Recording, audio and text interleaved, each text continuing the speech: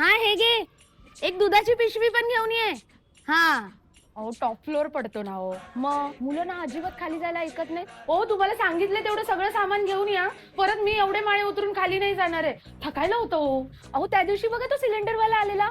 हा त्याने 20 रुपये जास्त घेतले. बोलतो टॉप फ्लोअर आहे ना, ऐसा थोडी चलता है. नाही नाही, यावेळीच्या मीटिंग मध्ये मी मुद्दा मांडणारच आहे. आम्हा टॉप फ्लोअर वाल्यांना किती त्रास होतो. गेली 2 वर्ष झाली ही लोक फक्त बोलतातच आहे की पत्रे लावणार पत्रे लावणार. अरे पण कधी लावणार? यावेळीच्या पावसामध्ये किती त्रास झाला वहिनी तुम्हाला सांगते. या मी तुम्हाला दाखवते आमची सिलिंग बघा. नाही नाही चलाच तुम्ही, मी दाखवते ना तुम्हाला.